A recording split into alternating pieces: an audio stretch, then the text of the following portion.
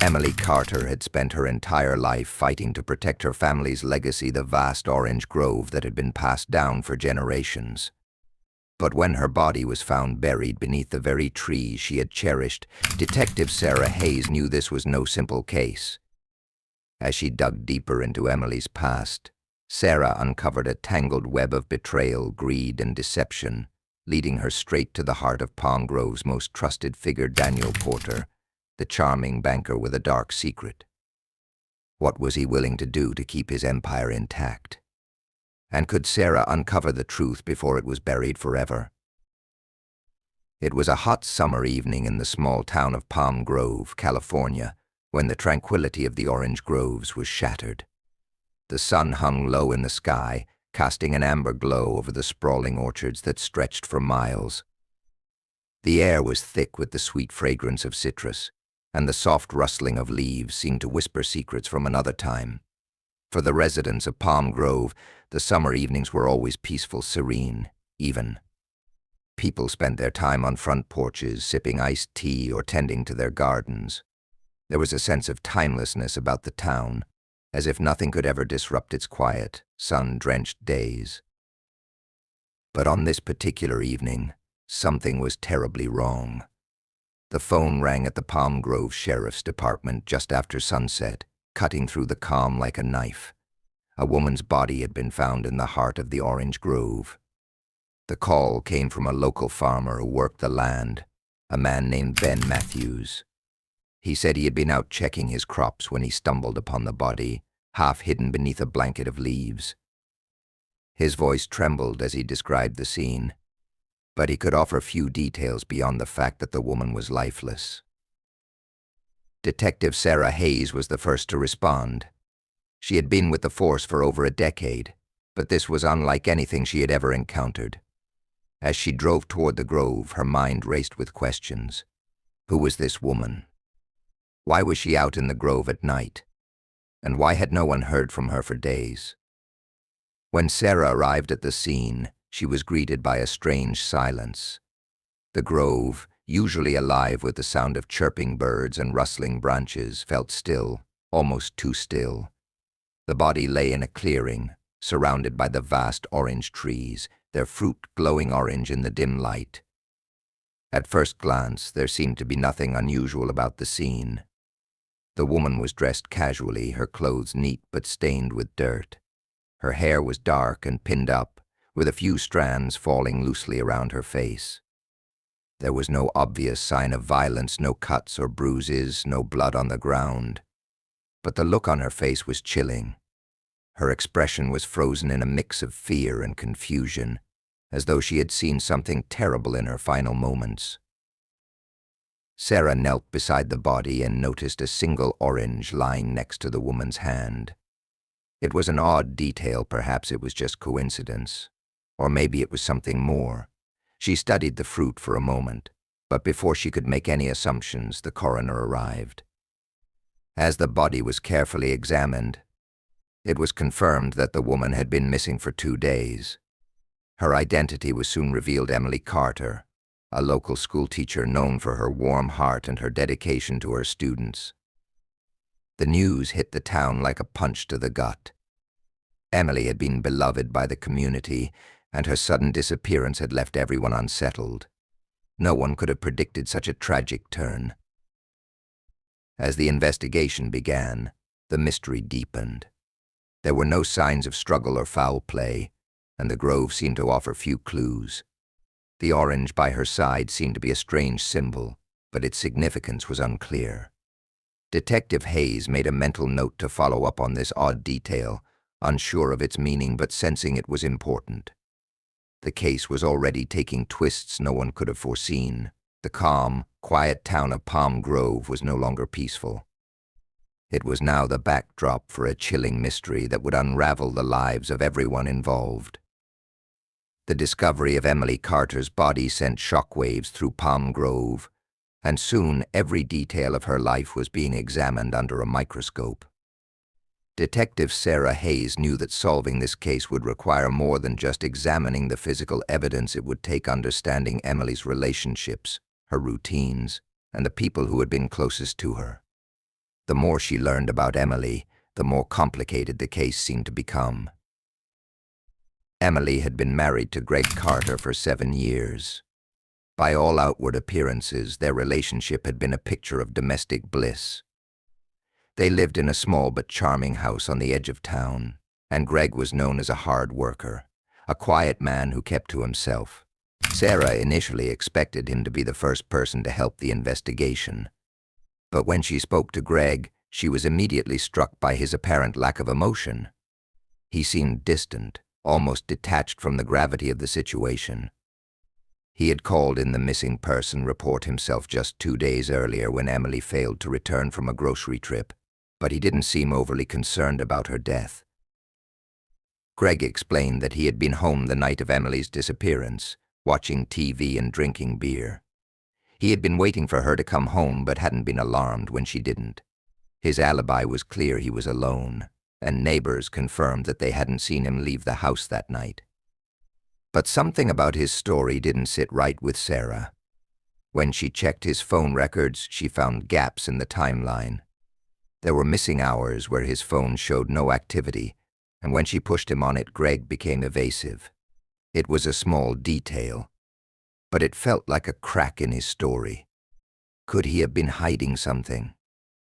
Next, Sarah turned her attention to Sarah Lawson, Emily's closest friend and colleague at the local elementary school. The two women had been inseparable for years, and their friendship had been the talk of Palm Grove. But recently there had been signs of tension.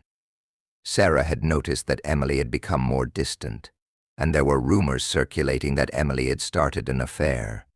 Was it with Sarah's own husband?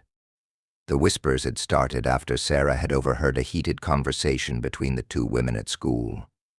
According to some reports, Sarah had confronted Emily about the rumors, but when Sarah was questioned, she denied everything. She appeared genuinely heartbroken by Emily's death and had no obvious motive for murder.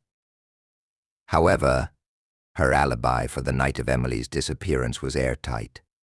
Sarah had been at a family barbecue, surrounded by friends and relatives who could vouch for her whereabouts. She seemed sincere, but there was something about her grief that felt a little too rehearsed, a little too convenient. Then there was Mark West, a local handyman who had been working on repairs at Emily's house for the past few weeks. Mark had always been a bit of an oddball, known for his obsessive nature. He had a history of being overly flirtatious, and Emily had made it clear to those around her that she wasn't interested in him romantically. Still, some of the townspeople believed that Mark had taken his affection for her too far.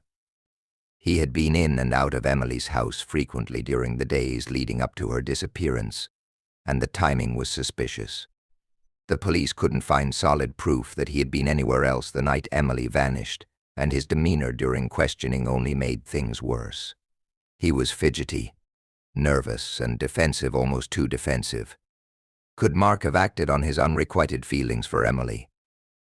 The investigation began to feel like a puzzle with too many pieces that didn't fit together. Everyone had an alibi, but there was still a lingering sense that something had gone terribly wrong between Emily and someone close to her. Sarah Hayes couldn't shake the feeling that the key to solving the case was tied to Emily's past the Orange Grove, her family's history, and perhaps something more hidden beneath the surface of the lives of those she trusted the most. The more she dug, the more she realized that the perfect image of Emily's life was just that, an image, a carefully constructed facade. Behind the smiles and friendly gestures, there was a web of secrets, jealousy and betrayal that was starting to unravel with every interview.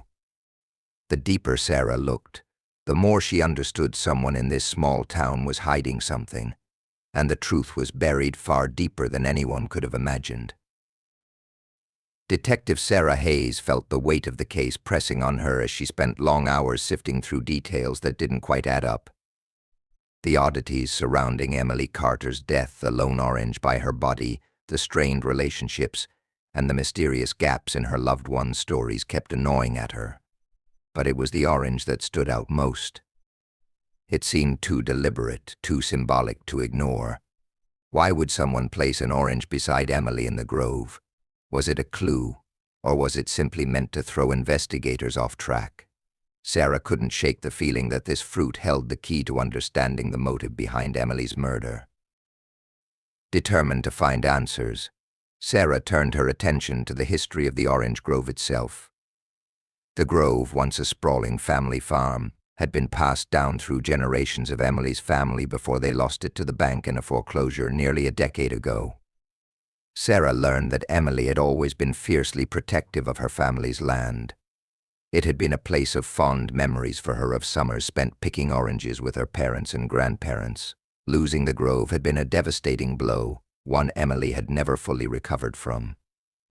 The town still remembered how hard she had fought to keep the land, but ultimately the foreclosure was unavoidable.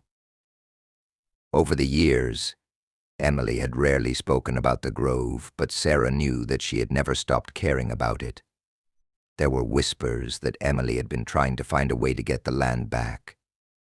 The detective dug deeper into Emily's recent activities, uncovering a startling piece of information. Emily had contacted a lawyer about a year ago to discuss options for reclaiming the grove. Her plan was to challenge the bank's sale of the property, citing that the foreclosure had been mishandled. Emily's research had pointed to corruption within the bank, particularly surrounding a former manager who had played a role in her family's financial downfall. It seemed that Emily had been digging into something dangerous, something that could have rattled powerful figures in the town. Sarah knew that if anyone had a motive to silence her, it was likely someone with a lot to lose. She began to focus on the key players involved in the foreclosure, starting with Daniel Porter, the former bank manager who had overseen the sale of the grove. Sarah discovered that Daniel had left town shortly after the foreclosure, moving to a neighboring city. It was strange, Sarah thought. Why would a man at the center of such a seemingly straightforward business transaction leave the town where he had built his career? Sarah contacted Daniel's new place of residence and discovered something chilling. Despite his apparent success in the banking world, Daniel had been living under a different name and had started a new life in a small apartment. Further investigation revealed a network of shady deals that he had been involved in, many of which linked back to the foreclosure of Emily's family's property. It appeared that Daniel had used his position at the bank to profit from the sale of the grove, acquiring valuable land for a fraction of its worth. He had been acting under the radar, trying to keep his involvement hidden as much as possible. The detective also learned that Emily had recently confronted Daniel, meeting him at a coffee shop weeks before her death. There was no record of their conversation, but a local barista remembered seeing them talking heatedly. Sarah began to piece together the timeline. Emily had discovered something about Daniel's illegal dealings and had planned to confront him in the coming days. It seemed too much of a coincidence that she had been murdered shortly after this confrontation. Someone wanted to keep her quiet, and that person was likely Daniel. But even with this new lead, Sarah couldn't ignore the orange. She had a nagging feeling that there was something more to the symbolism, something tied to Emily's emotional connection to the grove. It wasn't just about the foreclosure, it was about a legacy, a piece of her family's history that had been stolen. Was the orange a symbol of that loss? Or was it something else entirely? As Sarah dug deeper into Daniel Porter's past, she uncovered a dark secret. There was more to Daniel's departure than simply leaving town. He had been involved in a series of shady real estate deals, some of which had led to him financially ruining several families, including Emily's. Could his involvement in these deals have been the final push? Was he trying to keep the grove out of Emily's hands, even if it meant murder?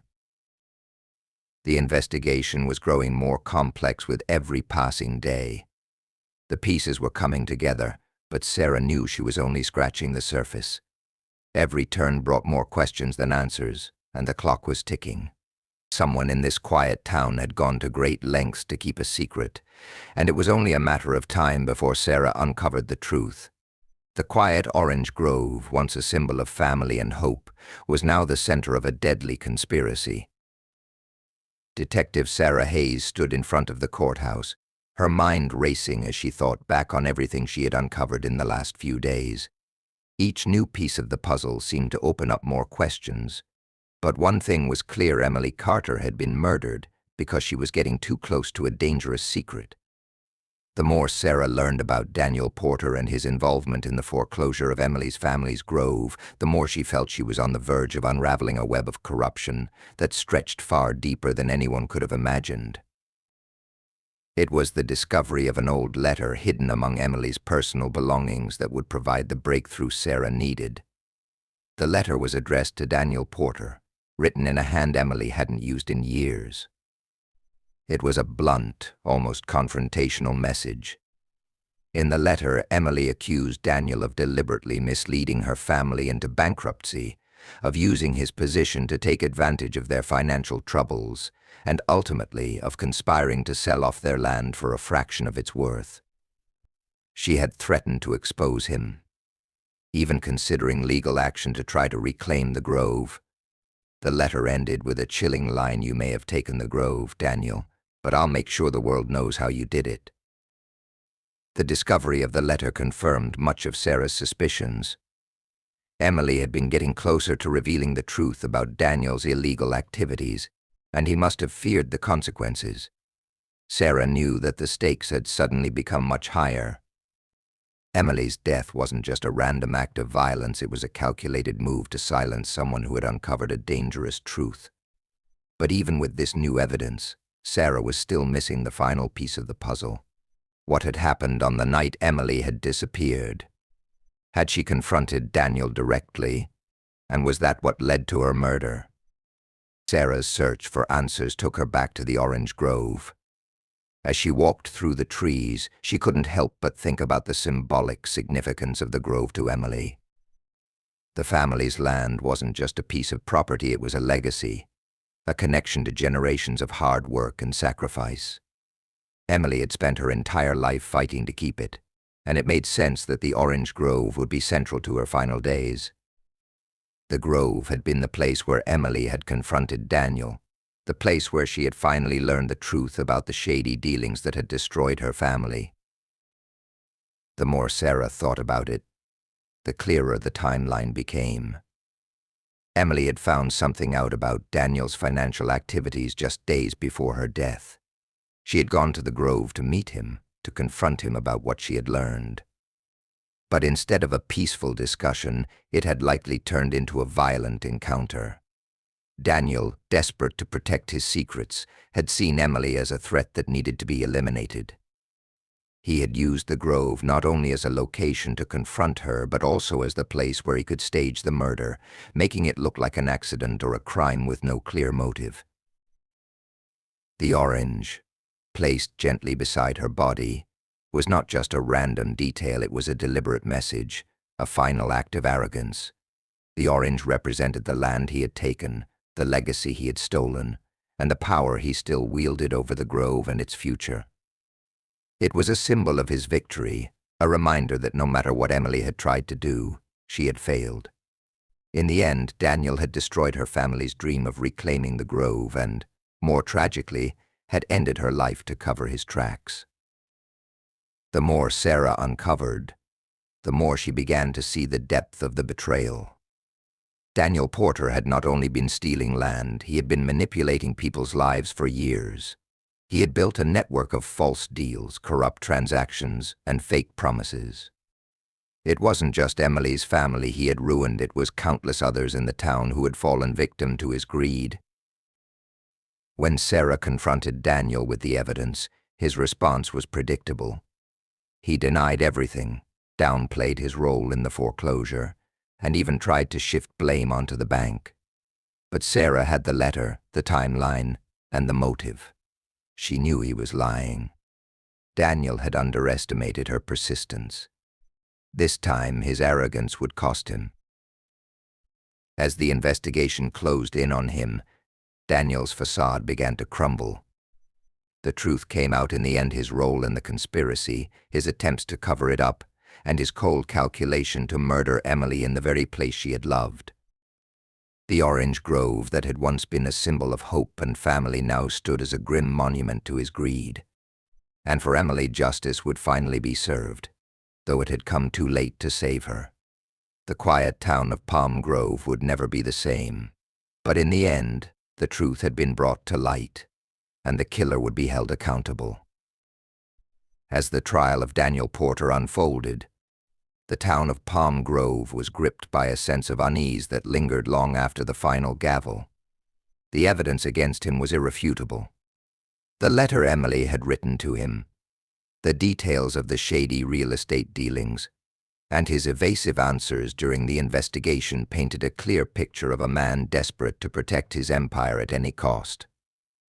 But the true horror of the case wasn't just about greed or the crime itself, it was about how deeply the town had been deceived. Palm Grove, a place that had once felt safe, had been quietly manipulated by someone it had trusted for years. As Sarah sat through the trial, she couldn't help but reflect on the quiet ways in which Daniel had infiltrated every aspect of the town. He had once been a beloved figure, a successful banker who had helped families secure loans, guided them through financial struggles, and offered them a sense of security. His charm had made him a fixture of the community, and many had looked up to him. No one had suspected that beneath that polished exterior was a man capable of ruining lives to further his own interests. The day the verdict was read, Daniel Porter was found guilty of the murder of Emily Carter. The courtroom was filled with a mixture of emotions: relief, anger, and a deep sense of loss. While it was clear that justice had been served, it didn't erase the wounds Daniel had caused. His conviction didn't bring Emily back. It didn't restore the Grove, nor did it undo the pain he had caused her family. But it was a reminder that even in the darkest of times, the truth would eventually come to light. For Sarah, the trial marked the end of one chapter and the beginning of another. The case had consumed her in ways she hadn't anticipated, and the weight of Emily's death had followed her through every twist and turn. Though the case was officially closed, the emotional toll lingered. There was a part of her that still wondered if there had been something she could have done sooner, some way she could have connected the dots faster to save Emily. But she knew, deep down, that the truth was always there. Emily had fought for what was right, even in the face of incredible odds, and in the end that courage had helped bring justice. As the dust settled, Palm Grove began to heal. The small town that had once been shaken to its core found a way to move forward, though it would never be the same. The orange grove, once a symbol of hope and legacy, now stood as a quiet reminder of the lengths to which people would go to protect their power. For Emily, however, it would always be a place of love and memory.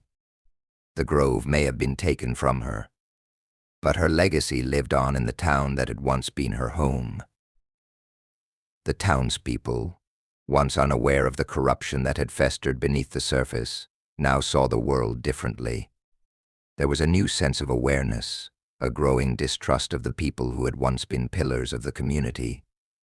Palm Grove would never return to its old, peaceful self. The innocence that had defined it was gone, replaced by a hard-earned understanding of how fragile trust can be. And yet, in this new reality, there was a quiet resilience, a willingness to rebuild and move forward, even if it meant confronting uncomfortable truths.